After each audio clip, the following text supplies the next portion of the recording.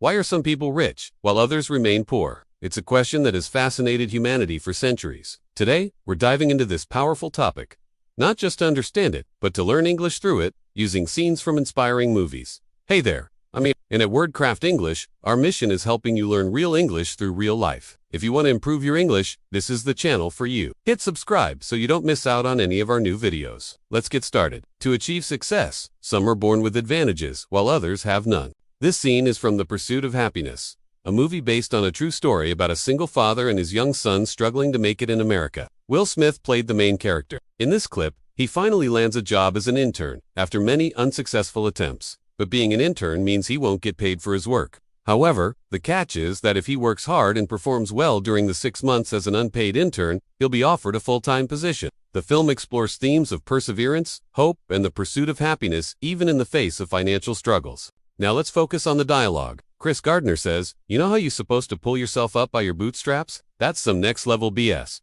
You're telling me that someone can succeed all by themselves without any help from anyone else, right? Well, let me tell you something. There's no such thing as pulling yourself up by your own bootstraps. It's impossible to do. So that idea is a myth. But let me share a little secret with you. The truth is, if you think you have to do everything all by yourself, if you think you're on your own in this world, you're wrong. People who think that way often end up stuck because they do want to reach out for help when they need it. They suffer alone instead of sharing their problems with others. The American dream is a phrase that describes the idea that anyone, regardless of their background, can achieve success and prosperity through hard work and determination. It has an optimistic view of society where opportunities are available to all and where success is a reward for effort. But the truth is, the reality isn't always as simple as that. Systemic inequality refers to the ways in which systems, policies, and structures within a society create and maintain unequal outcomes for different groups of people. It means that certain groups might face disadvantages or barriers that prevent them from achieving the same level of success as others. For example, racial discrimination, gender bias, or lack of access to quality education and healthcare. These are all examples of systemic issues that can create significant disadvantages for individuals or communities. So let's talk about the word struggle. To struggle means to experience great physical or mental pain or difficulty. For example, she struggled to carry the heavy boxes up the stairs, or he struggled to concentrate on his studies. Now, let's look at the expression, struggle to make ends meet. When you struggle to make ends meet, you're having a hard time paying for the basic things you need, like food, clothing, and shelter. For example, many families struggle to make ends meet on a single income these days. As I said earlier, the movie is based on a true story. A true story means that it happened to a real person or people.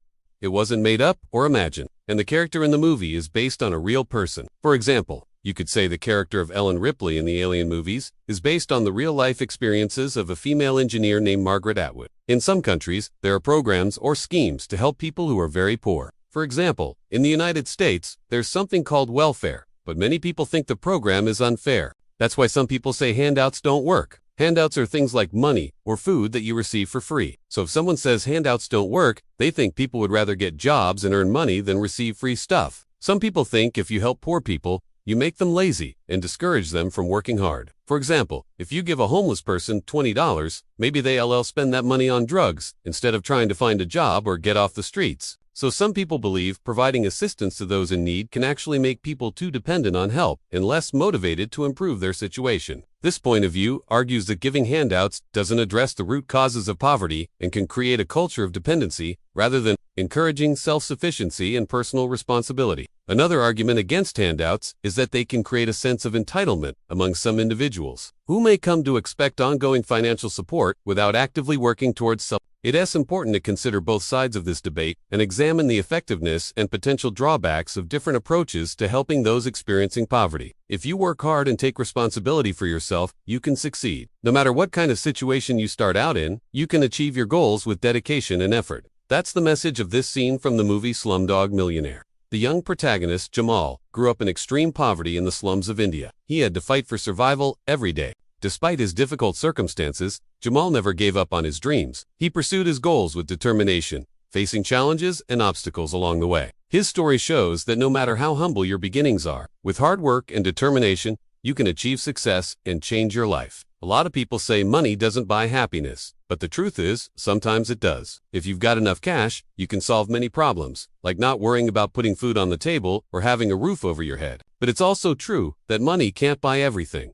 like health, friends, or true love. Being rich doesn't necessarily mean you'll be happier, but not having enough money makes life more challenging. The expression work your fingers to the bone means to work extremely hard and long hours. For example, my father worked his fingers to the bone to provide for our family. When you achieve success after facing many challenges, you experience something special, like going from rags to riches. Rags to riches is an idiom that means to go from being very poor to being extremely wealthy. Let's break down this scene. We see two characters who were once close friends. They met in a wealthy area called Beverly Hills.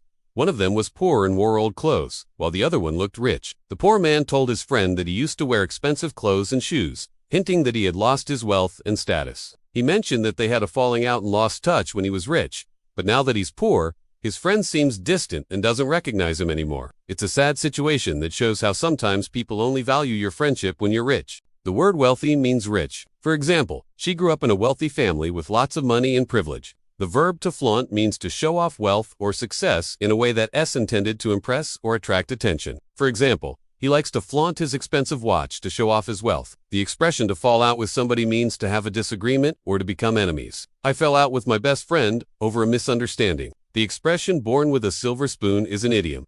That means you were born into a rich and privileged family. So basically, it means that you had advantages in life because you were born rich. Now, let's look at another movie scene. This one is from the movie The Wolf of Wall Street. In this scene, the character Jordan Belfort is being interviewed. Jordan is a former stockbroker who became famous for making huge profits and living a luxurious lifestyle. During the interview, he brags about his accomplishments and a large amount of money he made. However, his excessive wealth and extravagant spending eventually caught the attention of federal regulators, leading to investigations and legal troubles. There are different reasons why some people become rich. Sometimes it's luck. Imagine winning a big lottery prize. Suddenly you have millions of dollars. Other times, it's about being in the right place at the right time. Think about someone who invested in Apple stock early on before it became super popular. That person made a lot of money. And sometimes it's just being smart. For example, someone who started a successful business or invents something new can become rich because of their intelligence and hard work. In this scene, the character says, "Money doesn't buy class." It means that no matter how much money you have, it doesn't make you classy or sophisticated. It's true that being rich doesn't automatically make you a classy person. Classiness is more about how you behave and the values you have, not how much money you have. In today's world, there's a growing concern about wealth inequality, which means that a small number of people control a huge percentage of the world's wealth.